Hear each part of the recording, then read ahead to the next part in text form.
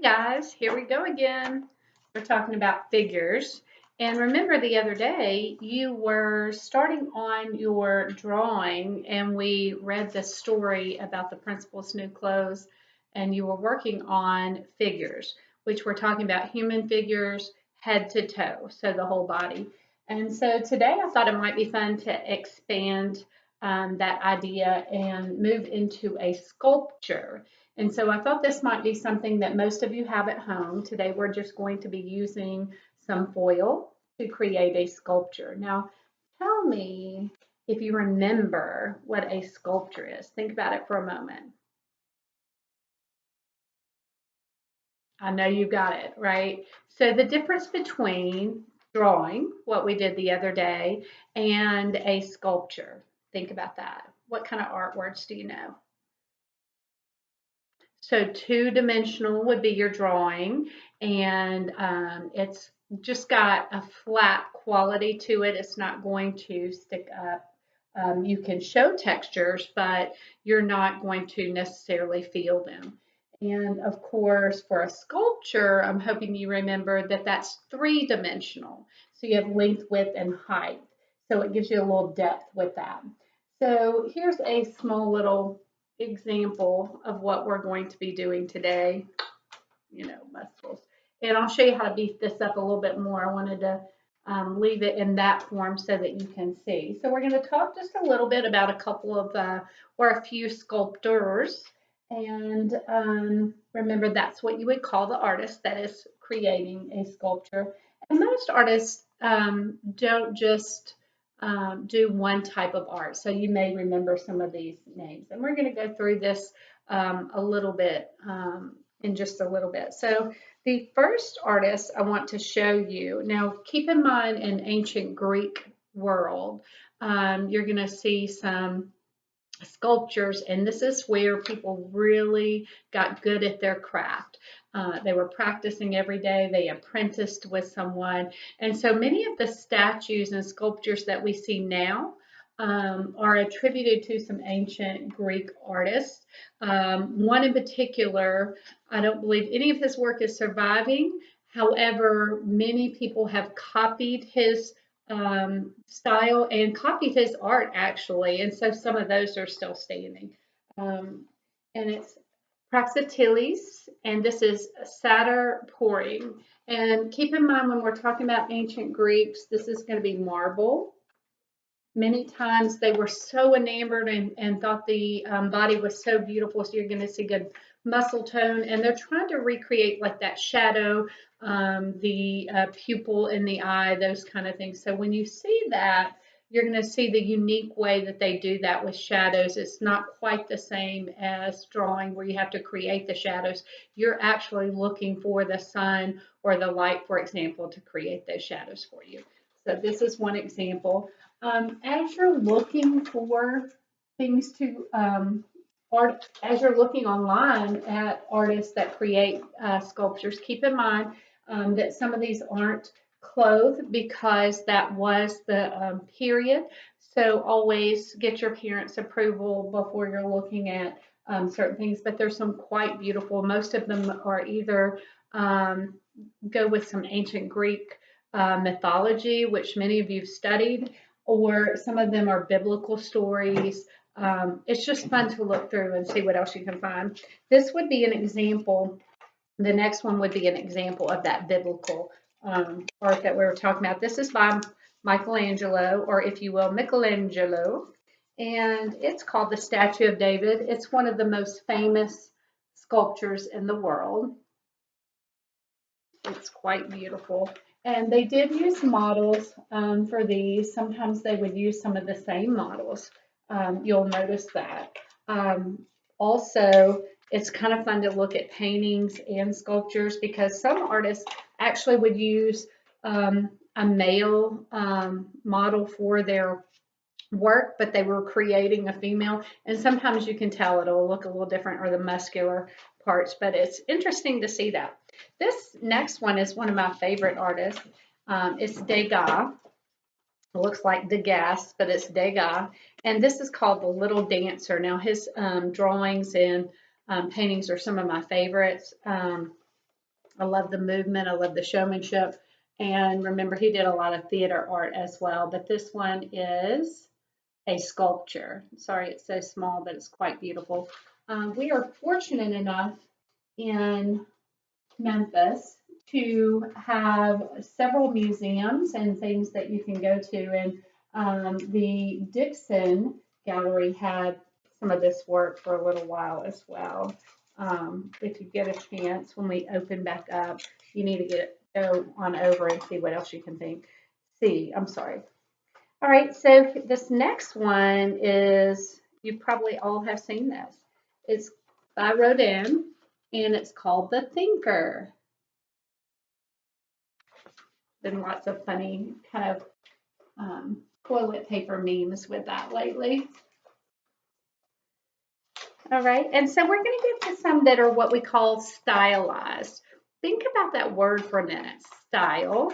That changes a little bit, right? We've talked about that before in some of the portraits we looked at, especially with royalty and the way they're dressed or their hairline. We would say they would pluck their hair because it was in style to have a higher forehead. Or we all know that different hairstyles come into fashion. You can look back at your parents' or grandparents' pictures and see what kind of things were in style when they were younger. So we know what that means, but stylized means you're taking a form and you're putting your own spin on that. Typically, it can be simplified, so it's a simpler look at shapes or design. Sometimes on purpose, it's going to extend the body or make it elongated or longer, if you will, legs, arms, etc. This is Giacometti, and it's a figure. And this is very similar to what we're going to be doing today. So I thought you might have fun with this. You can definitely make parts of yours longer, or you can stylize it and simplify them. We'll look at those in a minute. So I'm going to put this one right here, and hopefully you'll still be able to see that while we're working. And then the last one that I have for you today, and there are many more online, so have fun. Go look up some sculptures online and see what's your favorite. I'd love to hear from you about that as well. So this one is by Henry Moore, and it's called A Reclining Figure. And his work is much more simplified. It kind of blurs the lines a little bit, much curvier, not a lot of detail. So whereas the last one was elongated, this is a reclining figure. You know what the word reclining means? Yeah, to lay back, or you'll see people kind of leaning back, like if you were at the beach, if you're lying back on your beach towel or something like that. So we're going to put this one right here. So keep in mind, you can put your own little spin on your work today. So what do you need today? You need some foil, some tin foil. People call it tin foil, aluminum foil, metallic looking. Typically comes in a box like this. Now I have two types. I have a heavy duty, which if you have a heavy duty foil, it's going to be a little thicker, and it's probably going to hold its form a little bit better.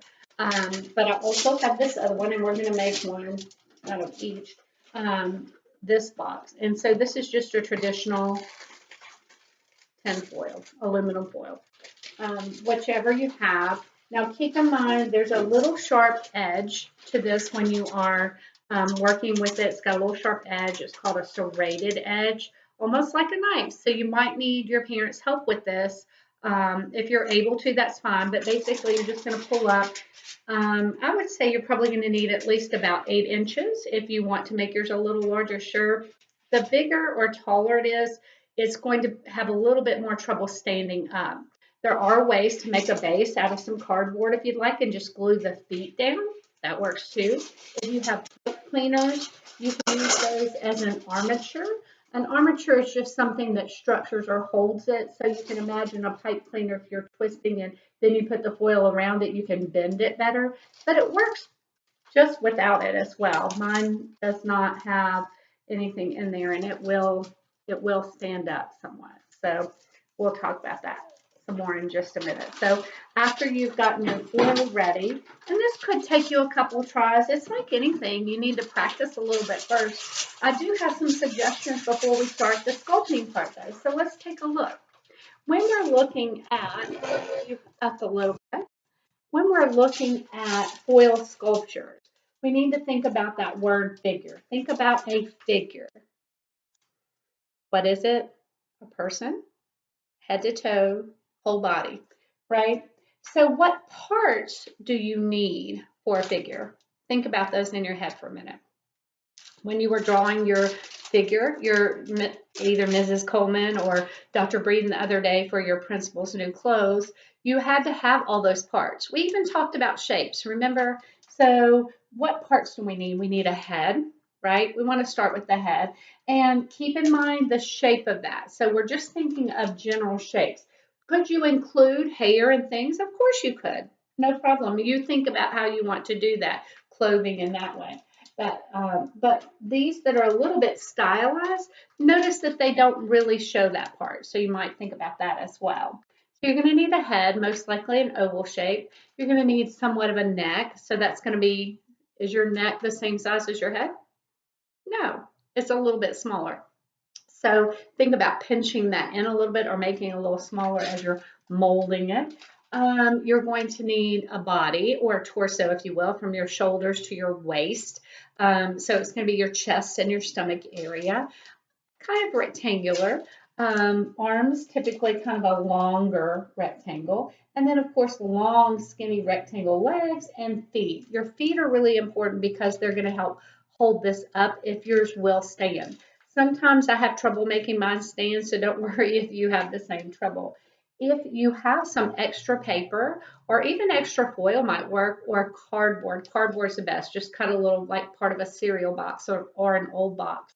Cut a little base for it, and you could put a little glue on the bottom of the feet and plant them down and let it sit. I would let it sit, I would say at least 3 or 4 hours, and then maybe even overnight, and it will stand up. And then it'll look kind of like a trophy or something like that that you have.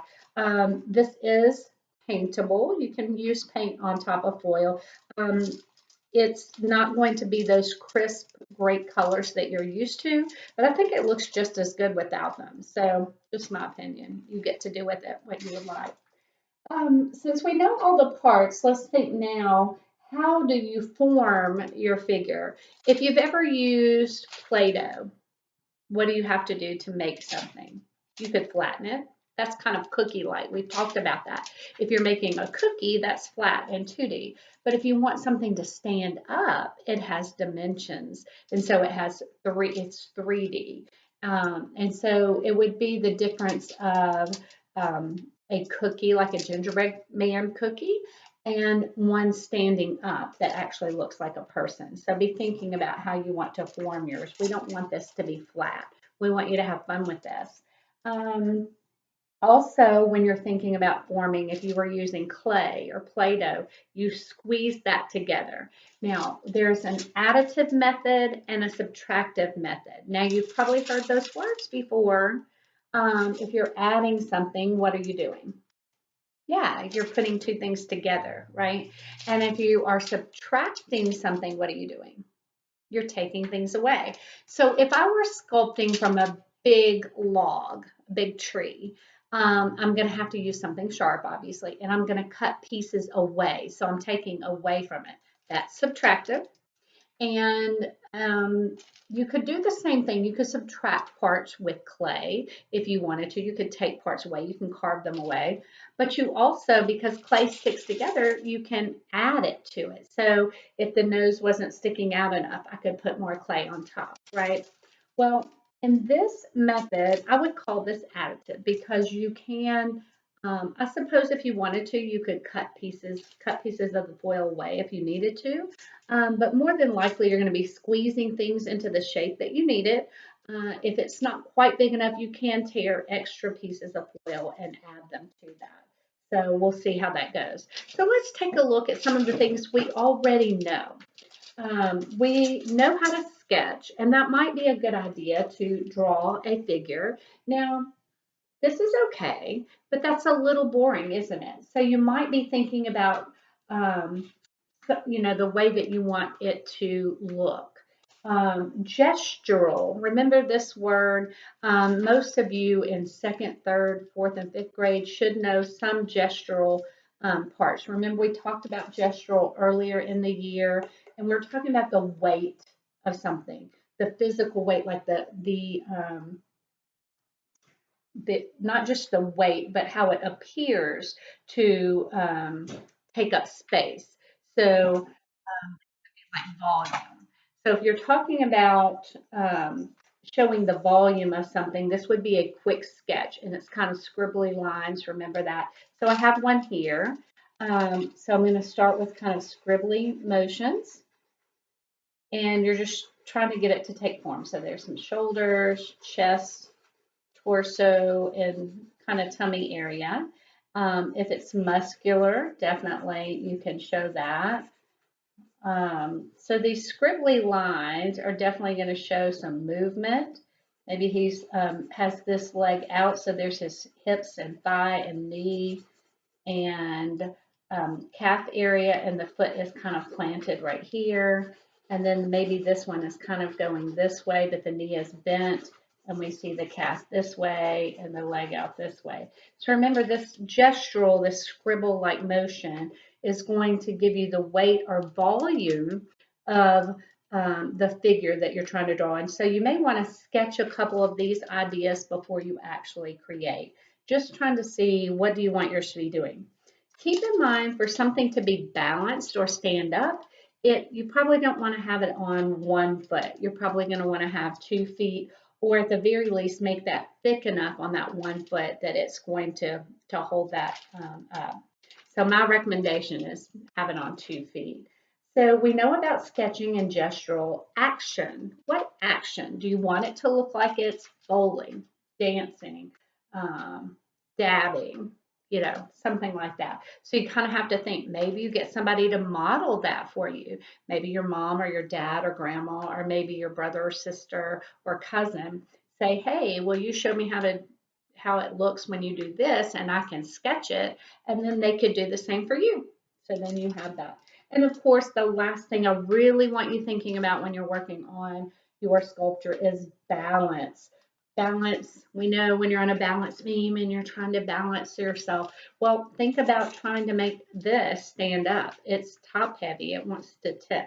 So you have to think about, how do you want it to balance? Is it symmetrical? Meaning, are your sides even? Is it where when you've shifted the weight, like more on one leg, maybe that's going to kind of hold that side up? So like if I wanted to bend the knee and then have this leg out, if he were running, for example, like I could do the arms like this, maybe turn the torso. And so I need to be thinking about, are both of those going to stand up? Now, while it's in my hand, it's not as stable. I can kind of make it that way if I need to. But remember what we talked about gluing it later. So this was the example I was telling you about, squeezing and moving. And there's an area I find to be a little bit weak. I'm going to hold it. And it's this part right here. So I could add some more foil to make it look buff and kind of muscular, or just to secure this part of the body, the core part of the body, to make sure. But this is going to be a lot of fun.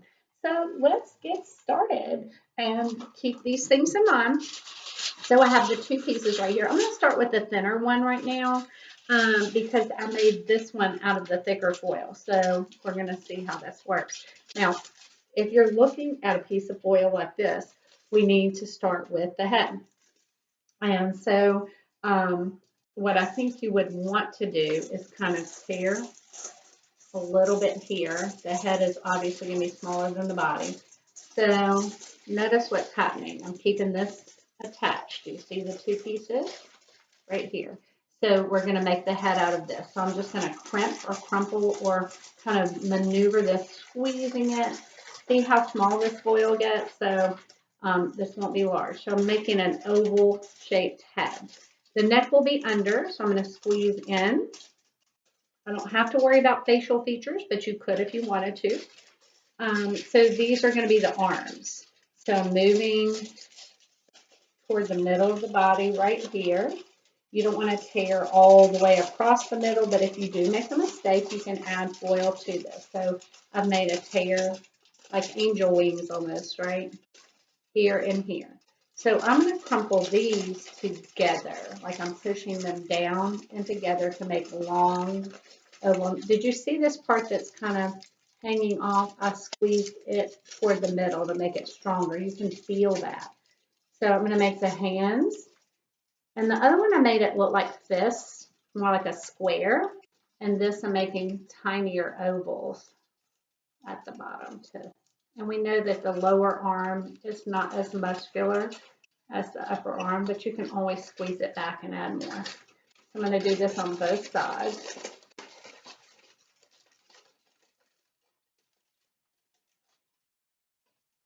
This takes a few minutes, so don't worry if you're not going as fast. You can pause if you need to. You can rewind, whatever you need to do to make sure that you are able to keep up with. So this is going to be the middle part of our body, so we need legs down here. So I'm just going to make a little tear right in the middle. See right here? I've just made a tear. Now we can think of all kinds of uses. You definitely could do like a poofy skirt or ballerina tutu, because we know that there he is. Dago did the little dancer. I am squeezing this on one side and this on the other. Now he's a little bit long, but remember we can elongate on purpose. We can simplify on purpose if we would like. I'm going to shorten him by just pushing it up a little bit. Now, we might want to make the feet a little longer than we normally would, or a little bigger than we normally would for a little more balance. You can also curve things back. See how I'm curving that back on itself to make it thicker, whatever works for you. So I'm going to take, this would be a good example, maybe he's dabbing. Let's see, so we have his arm up like this and the other one up and his head kind of down like that. And to make him stand up, I'm going to have to make sure. So you're just going to place it on a flat surface like your table. He is standing, not that you guys can see that, but he is standing. So that would work. But if I wanted this nicer looking, I could always take another piece of foil and add parts to it. Now, how do you do that? Let me show you. You would tear pieces into strips and you could add. So if you're not very happy with a part, if you think, oh, you're a little thicker in the shoulders, or I don't think I made that part sturdy enough, it's not going to hold up. Or if you want to add details, like this could be a neat skirt, couldn't it? So if you're wanting to add things like that, I am going to beef up the shoulder area. So I'm just taking this and whatever place I can just wrap it around. I think I'm going to go on top of, kind of like zigzagging around the head. Now, like many things in art, you kind of have to experiment a little bit with it first. You guys know this. You know how to sketch and plan, but also when it's the first time you've done something, it's not going to be exactly the way you want it to look the first time. So you may have to mold and manipulate and figure out what is it that you want to do or change or make that look better. That is completely up to you. I do suggest if you're adding pieces, they wrap around a little bit, not just one area, because it probably won't stay that way. But whatever it is, the good part is, like we just said, you can bend things and maneuver and make them do what you want them to do. So let's take a look at this thicker foil and see if you see a difference. Yeah, it's heavier. So remember how to do this. We're tearing just a little bit. What's this? Yeah, go ahead. So you're just crumpling that. See how I bent it down and putting some parts here. These are the arms. And I can tell already, see how I got that really close to the edge. That could come apart. If that happens to you, just add another piece of foil. It's okay. You could even do it right now. You could take that strip of foil and add it in there. If it looks like it's about to come off or you accidentally tear a piece off, just add some more foil to it. All right, so I'm getting a basic form here. What do I need to do now? Clear up the middle. So that gives us some bodies in the middle and legs on the bottom. So basically you're just kind of squishing until you have something that will remind you of, isn't it Gary that is the starfish? But it'll remind you somewhat of a starfish. And then you can keep squeezing and shaping until you get the form that you would like. All right, now you know I cannot wait to see these. If you choose to paint yours, that'd be great. I recommend acrylic paint. However, I have used some other just to give it a little color. That could work. It will resist some of the water though, because remember it is foil. I would love to see some of your creations, even your sketches, if you did some neat gestural sketches or something to get ready for this. Please post some pictures on my page on our school's website. You can post them under the blog part. You can have your parents put them on Facebook. We have a school Facebook page. I know that you want to share these because these are going to be a lot of fun. I cannot wait to see what you create. Maybe you've got some karate moves or superhero kind of things. So let me see your best shot at this. Have fun creating. Bye, sculptors. See you next time.